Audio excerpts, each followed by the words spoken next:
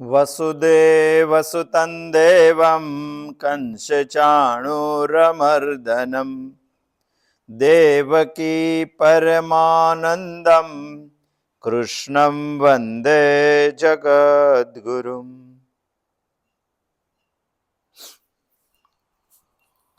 શ્રીમદ ભગવદ્ ગીતાના 3જો અધ્યાય કર્મયોગનો 5મા શ્લોકનું આપણે ચિંતન કરીએ છીએ.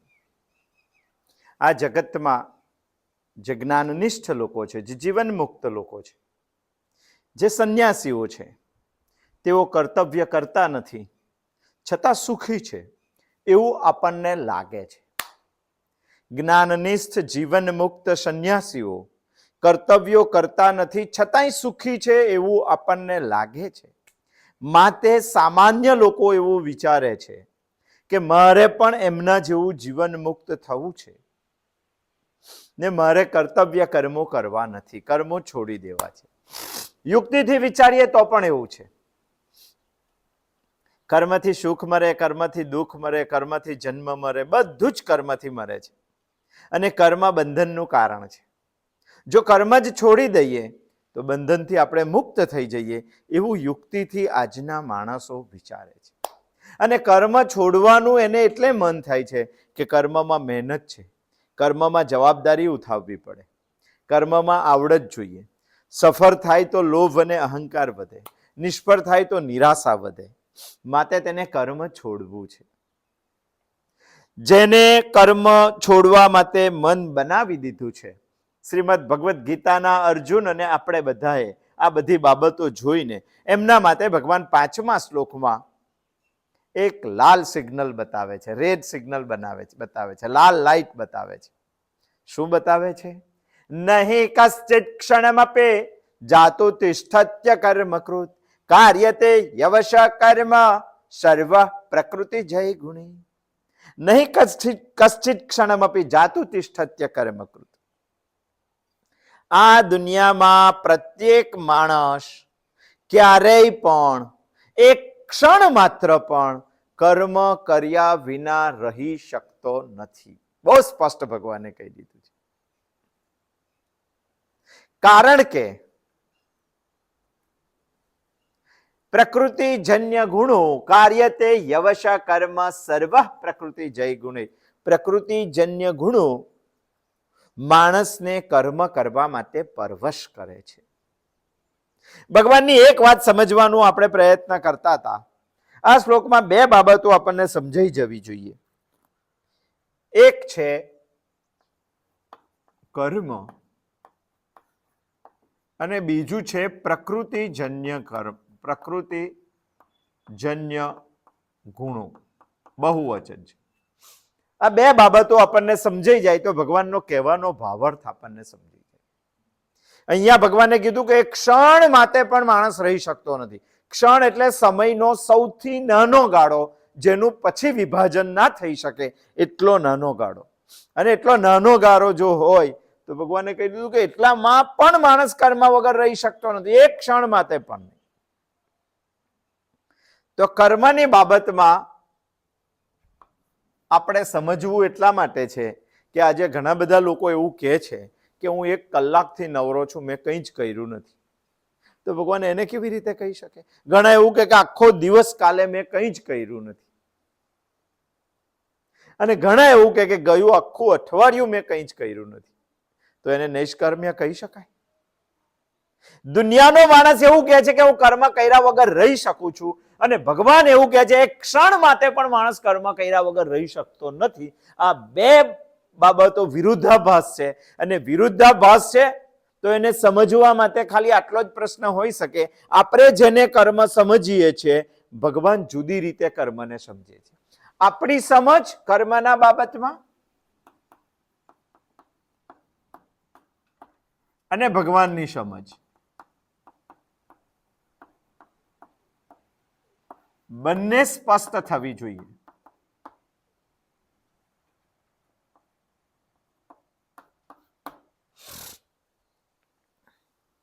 કારણ કે ભગવાન એવું કહે છે કે ક્ષણ માત્ર પણ માણસ કર્મ વગર રહી શકતો નથી. અને આજનો માણસ એવું કહે અઠવાડિયા સુધી કંઈ જ કરતો નથી, હું તો નૈષ્કર્મ્ય થઈ જઉં છું, મેં કશું જ કર્યું નથી, કલાક કશું નથી કર્યું, આખો દિવસ કશું નથી. અને આ બંને વાતો વિરુદ્ધાભાસ છે. માટે આજે આપણે એ સમજવાનો પ્રયત્ન કરશું કે આપણે કોને કર્મ કહીએ છીએ અને શાસ્ત્રો કોને કર્મ કહે છે, અને ભગવાને કઈ વાત મગજમાં ધ્યાનમાં રાખીને કર્મના બાબતમાં આપણને એવું કીધું, નહીં કશ્ચિત ક્ષણમપી જાતુ તિષ્ઠત્ય કર્મકૃત. ભગવાને શું સમજ રાખીને કીધું હશે, આ આપણે સમજવું જોઈએ. એટલા માટે સમજવાનો આપણે પ્રયત્ન કરીએ છીએ. સામાન્ય માણસ એવું કહે છે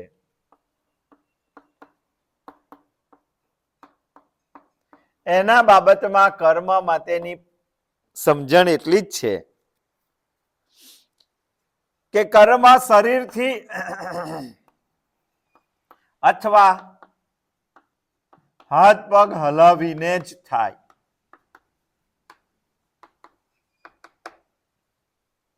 આ જગતમાં સામાન્ય માણસ જે એવું કે આખું અઠવાડિયું મેં કંઈ જ કર્યું નથી, એ માણસના મનમાં એવી સમજણ છે કે હાથ પગ હલાવીએ તો જ કર્મ કહેવાય. આ શરીરથી જ કર્મ થાય. જેમ કે કોઈ મજૂર આખો દિવસ કામ કરે છે, કોઈ ખેતરમાં માટીનું કામ મજૂર કરે છે કે કોઈ ઇન્ડસ્ટ્રીમાં મજૂર કામ કરે છે આખો દિવસ, અને આખો દિવસના એને 350 કે 300 રૂપિયા રોજ મળે છે. આ મજૂરના મગજમાં એવું છે કે શરીર હલે અથવા હાથ પગ હલે તો જ કર્મ કહેવાય, બાકી બીજું કર્મ કહેવાય ના. આ જગતની એકદમ સામાન્ય કક્ષાની કર્મ માટેની વ્યાખ્યા છે, અને આપણે પણ માની લે. ચાલો બીજી વાત કરીએ. એક શિક્ષક છે, એ શાળામાં 8 કલાક ભણાવે છે, પણ 8 કલાકમાં એક પણ હાથ કે પગ હલાવતા નથી. એક પણ હાથ કે પગ હલાવતા નથી. હા, 8 કલાકમાં 6 કલાક બોલે છે અને બોલીને બાળકોને ભણાવવાનો પ્રયત્ન કરે છે, અને દિવસના 300 રૂપિયા મળે છે.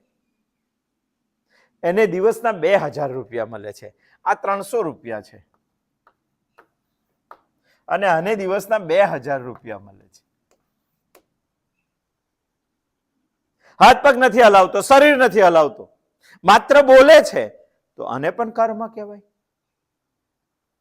તમે શું કહેશો આને? ચાલો, કર્મ કહેશો કે નહીં કહેશો? કહેવું જ જોઈએ, એને પણ કર્મ કહેવાય. ચાલો, બીજો એક ભાઈ છે, આર્કિટેક્ટ.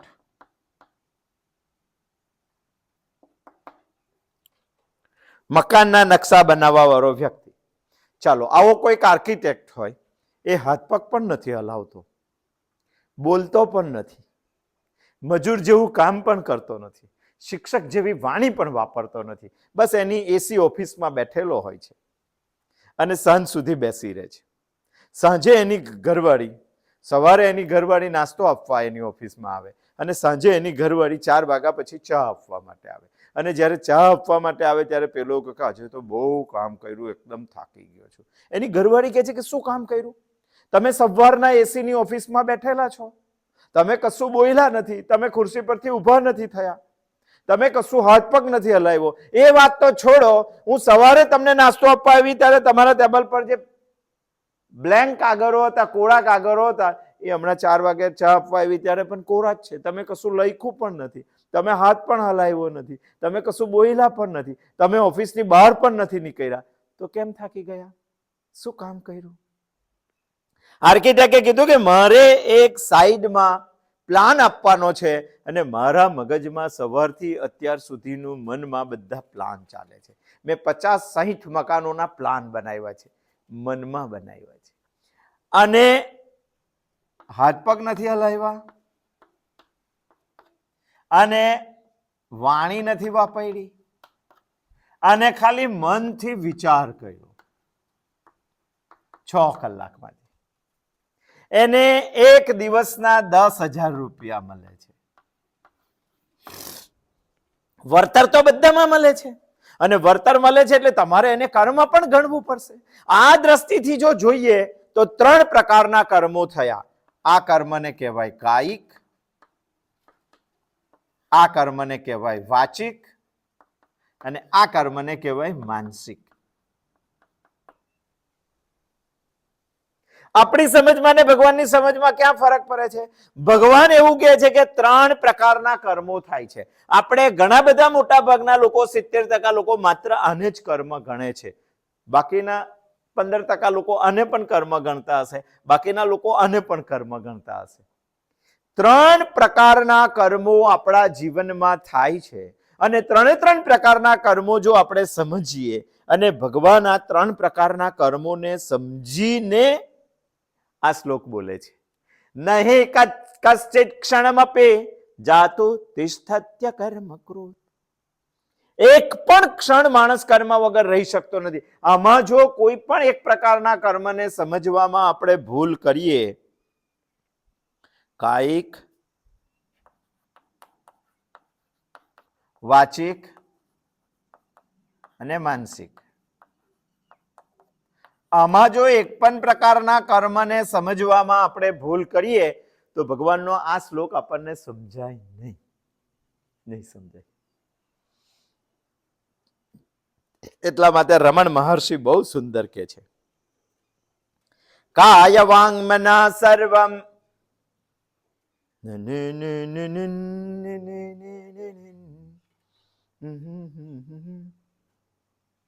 ઉત્તમમ પૂજનમ જપા ચિંતનમ ક્રમાત. કાય વાંગ મના સર્વમુત્તમમ પૂજનમ જપા ચિંતનમ ક્રમાત. બહુ સુંદર વાત રમણ મહર્ષિએ કીધું. શું કીધું છે? કાય, વાંગ અને મન, ઉત્તમમ સર્વમ. આ 3 પ્રકારના કર્મોની રમણ મહર્ષિ પણ વાત કરે છે. કાય વાંગ મના સર્વમુત્તમમ પૂજનમ જપા ચિંતનમ ક્રમાત. કાય એટલે કાયિક કર્મ, વાંગ એટલે વાણીનું કર્મ અને મન એટલે મનનું કર્મ. આ બધા જ કર્મો એકબીજાથી ઉત્તમ છે.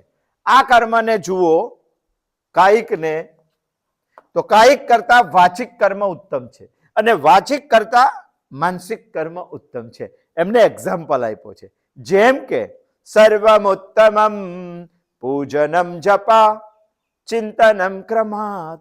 જેમ કે પૂજન, જપ અને ચિંતન, આ 3 કર્મોનું એમને વર્ણન કર્યું છે. એવું કહે છે કે પૂજનને શરીર સાથે સંબંધ છે,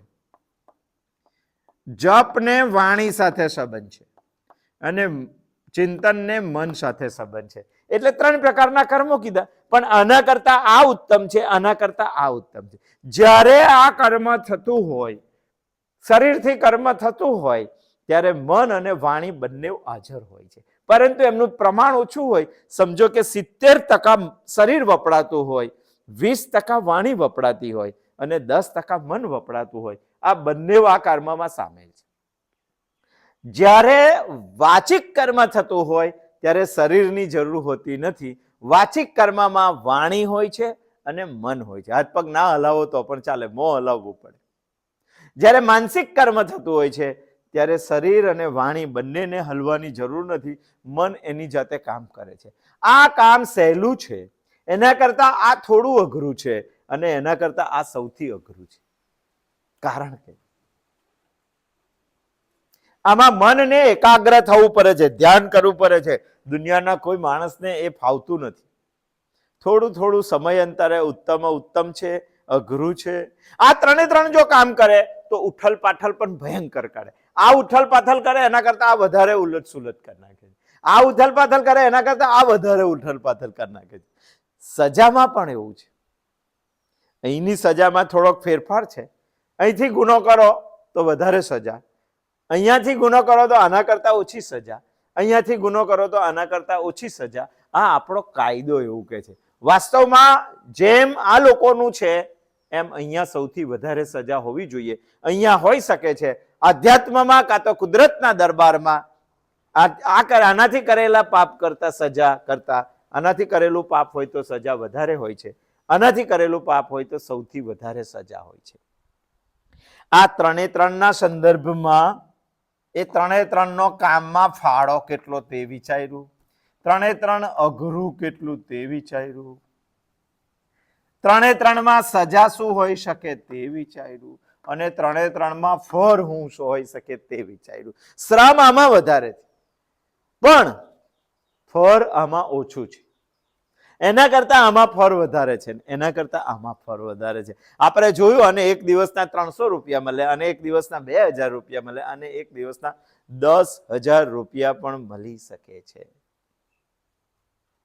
આ ત્રણે ત્રણ પ્રકાર આપણે બહુ જ ધ્યાનથી વિચારવા જોઈએ. આ ત્રણે ત્રણ પ્રકારના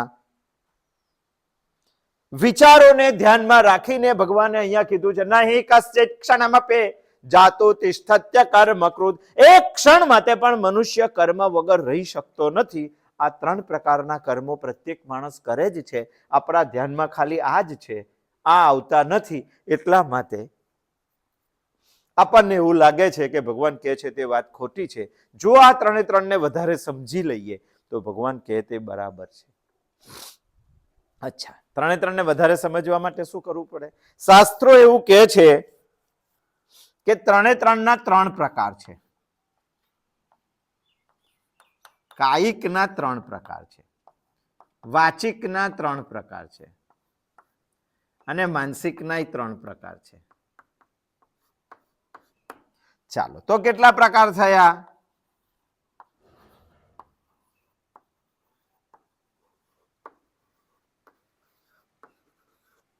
આ એટલા માટે પ્રકાર જોવા જોઈએ કે આપણે ઘણા બધા કર્મોને કર્મો ગણતા જ નથી. આપણી નોંધણીમાં એ કર્મ આવતું જ નથી, અને એટલા માટે આપણને એવું લાગે કે ભગવાન ખોટી વાત કરે છે. ક્ષણમપી જાતો તિષ્ઠત્ય કર્મકૃત ના હોઈ શકે. અને જો આ 9 પ્રકાર સમજી લઈએ તો ભગવાનની વાત એકદમ 100% સાચી લાગે કે ભાઈ આમાં તો ગરબર છે. ભગવાન કહે તે વાત સાચી જ છે. 9 પ્રકાર છે કર્મના, અને 9 પ્રકાર આપણે વિચારવા જોઈએ. ચાલો, કાયિકના 3 પ્રકાર છે. કાયિકના 3 પ્રકાર કેવા છે? કાયિક, દ્રષ્ટ, સ્વર, કર્મ. આ પહેલો પ્રકાર. શરીરથી કે હાથ પગથી હલાવીને થતા ઘણા બધા એવા કર્મો છે, જેનો પહેલો પ્રકાર એવો પાડી શકાય, કાયિક, દ્રષ્ટ, કર્મ, ફળ. કાયિક, દ્રષ્ટ, ફળ, કર્મ, આ એક પ્રકાર. એનો મતલબ તમે જે કર્મ કરો છો એનું ફળ તમને દેખાય છે, અને એને જ આપણે કર્મ સમજીએ છીએ. બાકી બીજા બધાને કર્મ સમજતા નથી, અને એટલા માટે આ ભગવાનને સમજવામાં આપણે થાપ ખાઈ જઈએ છીએ, ગીતાને સમજવામાં આપણે થાપ ખાઈ જઈએ. ચાલો, કાયિક, દ્રષ્ટ, ફળ આપણે એક એક્ઝામ્પલથી સમજીએ. એક્ઝામ્પલમાં એવું છે કે કોઈ બહેને રસોઈ બનાવવાનું કામ કર્યું છે, રસોડામાં મસ્ત દાળ ભાત શાક રોટલી બનાવી દીધી છે, અને તમે એવું કહો કે ક્યારની શું કરતી હતી? તો એવું કે રસોઈ બનાવતી હતી. તો કે બતાવ. તો પછી તપેલામાં દાળ બતાવે, ભાત બનાવે, શાક બતાવે, રોટલી બતાવે. 1.5 કલાક કરેલા કર્મનું ફળ સામે છે, જોઈ લો. આને કહેવાય કાયિક, દ્રષ્ટ, ફળ, કર્મ. કપડા ધોયા હોય અને તમે એવું કહો કે 30 મિનિટથી શું કરે છે? તો કે મેં કપડા ધોયા. તો તમે કહેશો કે બતાવ. તો કે આ દોરી ઉપર સુકાવ્યા, જોઈ લો. જગતમાં માણસ એવા બધા કર્મો શરીરથી કરે છે કે જે કર્મનું ફળ તે બતાવી શકે છે. બતાવી શકે. સમજો કે 30 દિવસ તમે નોકરી કરી, અને તમારી ઘરવાળી પૂછે કે રોજ સવારથી સાંજ સુધી ટિફિન લઈને ક્યાં જાઓ છો ને શું કરો છો? તો કે નોકરી કરું છું. નોકરી કરું છું એનું પ્રમાણ શું છે? પછી છેલ્લા દિવસે એ 35,000 રૂપિયા પગાર લઈને આવે ને બંડલ એની ઘરવાળીમાં મૂકે હાથમાં, ને કે જો આ 30 દિવસ નોકરી કરી ને તેનું આ પરિણામ છે. કરી શકાય કે ના કરી શકાય? શરીરથી કેટલાક એવા કર્મો થાય છે કે જેનું ફળ તાદૃશ આપણે બતાવી શકીએ છીએ. એવા ઘણા બધા કર્મો છે, અને એવા કર્મોને કહેવાય છે કાયિક, દ્રષ્ટ, ફળ, કર્મ. બીજું પણ એક કર્મ છે કાયિકમાં. કયું કર્મ છે? કાયિક, અદ્રષ્ટ, ફળ, કર્મ. આ બીજો પ્રકાર છે. આપણે ખાલી કાયિકનો વિચાર કરીએ, શરીરથી થતા કર્મોનો વિચાર કરીએ. આપણે ખાલી આનો જ વિચાર કરીએ છીએ, મજૂરનો જ વિચાર કરીએ છીએ. અચ્છા, ઘણા બધા એવા કર્મો છે કે જે શરીરથી થાય છે, પણ એને બતાવી શકાતા, એનું ફળ બતાવી શકાતું નથી. એનો મતલબ એવો નથી કે તેનું ફળ નથી, ફળ તો છે જ, આપણે એને કર્મ ગણતા નથી કારણ કે એનું ફળ આપણને દેખાતું નથી. અહીંયા માત્ર કર્મનું ફળ તો આવવાનું જ છે, પણ કર્મ અને ફળનો સંબંધ આપણને દેખાતો નથી. જેમ કે એક્ઝામ્પલથી સમજીએ કે રોજ સવારે આપણે ભગવાનની પૂજા કરીએ છીએ, શરીરથી પૂજન કરીએ છીએ કે નહીં? શરીરથી પૂજન કરીએ છીએ તો તમે એવું માનો છો કે આ કર્મનું ફળ નહીં મળે? દુનિયાના કોઈ પણ કર્મનું ફળ મળવાનું જ છે. કરેલું ફોગટ જતું નથી, નિરાશ થઈશ નહીં. ચાલો, પણ પૂજનમાં તમે કોઈ દારો પગાર મળે છે? પૂજનમાંથી એટીએમની માફક કોઈ દિવસ નોટો બહાર નીકળે છે? તમે પૂજન કરો છો તેનું ફળ શું? ચાલો, આખો શ્રાવણ મહિનો ઉપવાસ કર્યો અને શિવલિંગ ઉપર અભિષેક કર્યો અને કોઈ તમને પૂછે કે ભાઈ આનું ફળ શું? બતાવી ના શકાય. અને બતાવી ના શકાય તો તેને કહેવાય અદ્રષ્ટ કર્મ, અદ્રષ્ટ ફળ કર્મ. કયું? કાયિક, શરીરથી. સમજો કે તમે બાઇક લઈને જતા હતા, સાંજે દિવસ આથમતા અને એક ભૂંડ વચ્ચે આડું આવી ગયું અને ભૂંડ મરી ગયું. તમે ચાલ્યા કરો છો ઉભા થઈને, ભૂંડ મરી ગયું. ખરેખર તમને કોઈ ફળ મળ્યું છે? નથી મળ્યું. સજા થઈ કોઈ? તો જંગલમાં રખડતું ભૂંડ હતું. પરંતુ આની સજા 100% થશે, 100% થશે. કુદરત તે ધ્યાનમાં રાખે છે અને એની જ્યારે સજા થશે તે આજે આપણે બતાવી શકતા નથી, અને આજે બતાવી શકતા નથી એને કહેવાય છે અદ્રષ્ટ ફળ. રોજ સાંજે સૂઈ જાવ ત્યારે પાતળીને મચ્છરને માર નાખો છો, તમે આને કર્મ ગણો છો? નથી ગણતા, કારણ કે એનું ફળ અદ્રષ્ટ છે, દેખાતું નથી. આવવાનું તો છે જ. અને જ્યારે ફળ આવે ત્યારે તમે એવું ના કહી શકો કે મારું આ ફળ આ કર્મનું છે. હું પડી ગયો અને મને થોડું પણ વાગ્યું નથી, તો તમે એવું ના કહી શકો કે આ ફળ મને રોજ ઉપવાસ કરતો તો એનું મળ્યું છે. નિશ્ચિત ના કહી શકાય. એને કહેવાય અદ્રષ્ટ ફળ, કાયિક અદ્રષ્ટ ફળ કર્મ. બીજો પ્રકાર. આમાં ત્રીજો પ્રકાર છે કાયિક દ્રષ્ટાદ્રષ્ટ ફળ કર્મ. આ ત્રીજો પ્રકાર. શરીરથી કેટલાક એવા કર્મો થાય છે જેમાંથી કોઈ દેખાય પણ, જેનું ફળ આપણને ઘણું દેખાય પણ છે અને ઘણું દેખાતું નથી. સમજો કે તમે તમારા મા બાપની સેવા કરો છો, તો મા બાપની જ્યારે સેવા કરશો તો મા બાપની સંપત્તિમાં તમને ભાગ મળવાનો જ છે. આ દ્રષ્ટ ફળ છે. પણ મા બાપની સેવાથી મા બાપના આશીર્વાદ તમને મળવાના છે. આ અદ્રષ્ટ ફળ છે. આમાં દ્રષ્ટ પણ છે અને અદ્રષ્ટ પણ છે. સમજો કે તમે કોઈ લોકો માટે, લોક કલ્યાણ માટે સારા ખોલી અથવા લોક કલ્યાણ માટે દવાખાનું ખોલ્યું, અને જ્યારે સારા કે દવાખાનું ખોલો ત્યારે પ્રતિષ્ઠા મળે છે, અને પ્રતિષ્ઠા એ તેનું દ્રષ્ટ ફળ છે. પરંતુ ભગવાન તેનું પુણ્ય પણ આપે છે. આ પુણ્ય તેનું અદ્રષ્ટ ફળ છે. દ્રષ્ટ અદ્રષ્ટ ફળવાળા કર્મો પણ છે. ચાલો હવે તમે કહો, કાયિકમાં આપણે આ 3 કર્મોને ગણીએ છીએ. ઘણા અનય કર્મ નથી ગણતા, ઘણા અનય કર્મ નથી કરતા. આ 3 કર્મો છે. એવા વાચિકમાં પણ 3 કર્મો છે. વાચિકમાં દ્રષ્ટ ફળ કર્મ, વાચિક દ્રષ્ટ ફળ કર્મ. તમે ઘરે જઈને એવું કહો છો કે પાણી લાવ, આ વાણીથી બોલેલું કર્મ છે, અને સામે પાણી મળી જાય તમને. આ એનું દ્રષ્ટ ફળ છે. તમે પાણી માંગ્યું અને પાણી મળી ગયું. ધંધામાં ઘણી વખત લોકો જોર જોરથી બૂમો પાડે છે. શાકભાજીની માર્કેટમાં જાઓ ત્યારે તમને ખાસ સંભળાય છે. એ બોલે છે, આવો ભાઈ, આટલા રૂપિયા સસ્તું છે, તુવર છે, રીંગણ છે, બટાકા છે. આ બધી બૂમો પાડે છે. આ બૂમો પાડે છે, આનું કાયિક કર્મ છે. અને કાયિક કર્મ છે તો લોકો લેવા માટે પણ આવે છે. લોકો લેવા માટે આવે છે તો એને ધનની પ્રાપ્તિ થાય છે. આ ફળ મને સાક્ષાત દેખાય છે, એને કહેવાય છે વાચિક દ્રષ્ટ ફળ. વાણીની કર્મ કર્યા પછી મરી જતું ફળ. અચ્છા, આમાં અદ્રષ્ટ ફળ પણ છે.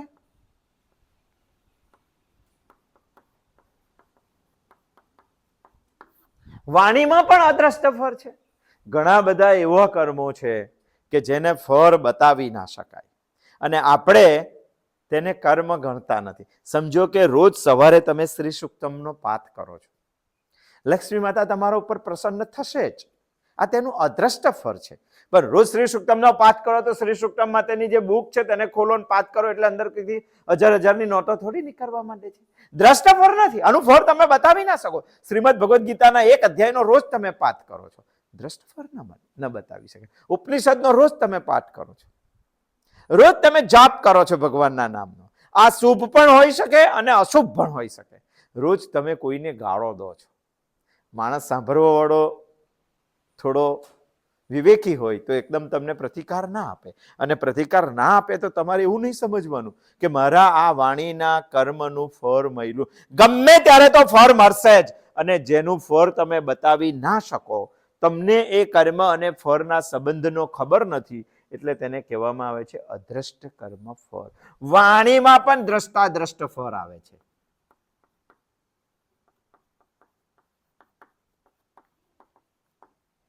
વાણીથી થતા કર્મમાં પણ દ્રષ્ટાદ્રષ્ટ ફળ આવે છે. સમજો કે કોઈ મંદિરે પૂજારી પૂજા કરે છે, અને પૂજા કરે છે તો તે પૂજાનો એને પગાર પણ મળે છે. આ એનું દ્રષ્ટ ફળ છે. પરંતુ પૂજા કરવાથી ભગવાનના આશીર્વાદ પણ તેને મળવાના છે, પુણ્ય પણ તેને મળવાનું છે. આ તેનું અદ્રષ્ટ ફળ છે. કોઈ સંસ્કૃતનો શિક્ષક પાઠશાળામાં બહુ પ્રમાણિકતાથી ભણાવે છે તો એનું વાચિક કર્મ છે આ. પણ વાચિક કર્મનો તેને પગાર પણ મળે છે. જે પગાર મળે છે તેનો દ્રષ્ટ ફળ છે. પરંતુ ભારતની સંસ્કૃતિ માટે પ્રેમ છે, માટે સંસ્કૃત ભણાવે છે, તો એને ભારત માતાના આશીર્વાદ પણ મળવાના છે, વૈદિક સંસ્કૃતિના આશીર્વાદ પણ મળવાના છે, એનું પુણ્ય પણ ભેગું થવાનું. આ છે તેનું અદ્રષ્ટ ફળ. માનસિકમાં પણ એવું છે. માનસિકમાં દ્રષ્ટ ફળ કર્મ. જુઓ કેટલા બધા પ્રકારના કર્મો આપણે કરી રહેલા છે, આપણને ખબર જ નથી. સમજો કે આર્કિટેક્ટનું આપણે એક્ઝામ્પલ જોયું તો એ મનથી વિચારે છે, ધન કમાય છે. વિચાર કરીને ધન કમાવવાનું, આ તેનું દ્રષ્ટ કર્મ છે. અદ્રષ્ટ પણ છે આમાં.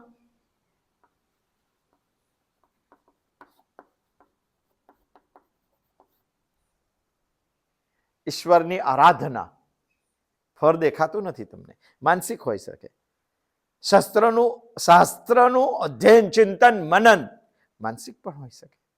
શાસ્ત્રોનો સ્વાધ્યાય માનસિક પણ હોઈ શકે. કોઈનું ખરાબ થાય એવો વિચાર કરવો માનસિક પણ હોઈ શકે. આના ફળો આપણને દેખાતા નથી, પરંતુ આના ફળો 100% મળે છે. એને કહેવાય છે અદ્રષ્ટ ફળ. આમાં છે દ્રષ્ટાદ્રષ્ટ ફળ, દ્રષ્ટ અદ્રષ્ટ ફળ કર્મ. ઘણા માનસિક કર્મો એવા છે કે તમને ફળ દેખાય પણ અને ના પણ દેખાય. સાર્વત્રિક જન કલ્યાણ માટેનો તમે કોઈ વિચાર કરો છો. સમજો કોઈ ગામમાં ગયા અને તે ગામમાં સ્કૂલ નથી, છોકરાઓ ભણતા નથી, સ્કૂલ ખોલવાનો તમને વિચાર આવ્યો. લોક કલ્યાણના અર્થે તમે કોઈક વિચાર કરો છો, અને એ વિચાર કરીને ઘરે આવો છો ત્યારે તમને એક માનસિક શાંતિ મળે છે.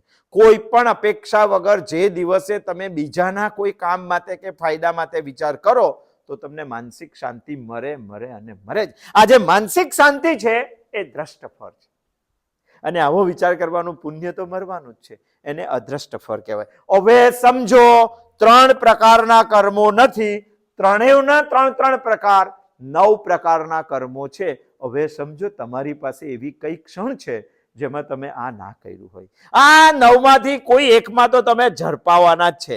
અને ભગવાને અહીં આ 9 ને ધ્યાનમાં રાખીને કર્મ શબ્દ વાપર્યો. નહીં કશ્ચિત ક્ષણમપી જાતો તિષ્ઠત્ય કર્મકૃત. આ 9 ને બરાબર સમજી લો. હજુ તો આપણે એકદમ શોર્ટમાં બરાબર સમજી લો, પછી આ શ્લોક વાંચો. ભગવાને એકદમ રાઈટ કીધેલું છે. માણસ જિંદગીની એક પણ ક્ષણમાં કર્મ વગર રહી શકતો નથી. અને ઈશાવાસ્ય ઉપનિષદ પણ એવું જ કંઈ કહે છે. કુર્વન નેવેહ કર્માણી જીજીવિષેત સતમ ક્ષમા. 100 વર્ષ સુધી કર્મ કરતા રહેવું જોઈએ. 100 વર્ષ સુધી સત્કર્મ કરતા રહેવું જોઈએ. એવું જીજીવીશું, એવું ઈશાવાસ્ય ઉપનિષદ છે. 100 વર્ષ સુધી કર્મ કરવાની, સત્કર્મ કરવાની ઈચ્છાથી માણસે જીવવું જોઈએ. આવું શા માટે કહે છે? ઈશાવાસ્ય ઉપનિષદના મનમાં પણ આ 9 પ્રકારના કર્મો છે, અને 9 પ્રકારના કર્મો છે એટલે કર્મ ઘટવાના જ નથી. 100 વર્ષ સુધી કરશો તો પણ, મતલબ કે ભગવાનની એ વાત સાચી જ છે કે પ્રત્યેક ક્ષણે કર્મ થાય. જે ક્ષણે, એક પણ ક્ષણ એવી નથી કે જેમાં કર્મ ના થયું હોય. પ્રત્યેક ક્ષણે કર્મ તો થશે જ, પણ જે ક્ષણે તમારાથી સત્કર્મ ના થયું હોય તો તે ક્ષણે કુકર્મ ચોક્કસ થઈ જશે, ચોક્કસ થઈ જશે. આ કર્મો તો સતત જ ચાલે છે. અને આ સમજાવવા માટે ભગવાન શ્લોક આપણને કહે છે. અને આ શ્લોક સમજવા માટે 2 વસ્તુ સમજવાની છે. કર્મ માટે આપણી સમજ, કર્મ માટે ભગવાનની સમજ. બંને આજે સમજવાનો આપણે પ્રયત્ન કર્યો. હવે બીજી લીટીમાં ભગવાન એવું કહે છે કે માણસ એક પણ ક્ષણ કર્મ વગર રહી શકતો નથી, કારણ કે કર્મ આ છે. અને છતાંય માણસ એવું કે આ 99 કર્મોમાંથી હું નિવૃત્તિ લઈ લઉં. બોલ, તો ભગવાન તરત એવું કહે છે કે તું નહીં લઈ શકે, કારણ કે તને પ્રકૃતિજન્ય ગુણો કર્મ કરાવવા માટે પરવશ કરે છે, ગુલામ કરે છે, બળજબરી કરે છે. તારે કરવું જ પડે છે. એમાં તું સ્વતંત્ર નથી. કાર્યતે યવશ કર્મ સર્વ પ્રકૃતિ જય ગુણૈ. આ કર્મો કરવા માટે પ્રકૃતિ તને પરવશ કરે છે. અહીંયા બીજો પ્રશ્ન આપણને એવું થાય, પરવશ આપણે સમજી ગયા. આપણે 2 વાતો સમજવાની છે. પ્રકૃતિજન્ય ગુણો, આ વાત આપણે સમજવાની છે. આ વાતને આપણે સમજ્યા. હવે આપણે સમજવું છે કે પ્રકૃતિ શું છે, અને પ્રકૃતિમાંથી ગુણો કેવી રીતે જન્મે, અને એ ગુણો મને ગુલામ કેવી રીતે બનાવે કર્મો કરવા માટે. તો ભગવાનનો આ શ્લોક આપણે બહુ જ સુંદર રીતે સમજી શકશું. આવતા સોમવારે જોશું પ્રકૃતિ શું છે, પછી જોશું એમાંથી ગુણો કેવી રીતે જન્મે, કયા ગુણો જન્મે, અને પછી જોશું આ ગુણો મને ગુલામ કેવી રીતે બનાવે છે, પરતંત્ર કેવી રીતે બનાવે છે, મને વશમાં કેવી રીતે કરી લે છે કામ કરવા માટે, કર્મ કરવા માટે. આખો શ્લોક ભગવાનનો સમજવાનો પ્રયત્ન કરશું. નહીં કશ્ચિ ક્ષણમપે જાતો તિષ્ઠત્ય કર્મકૃત કાર્યતે યવશ કર્મ સર્વ પ્રકૃતિ જય ગુણૈ અસ્તુ. જય શ્રી કૃષ્ણ.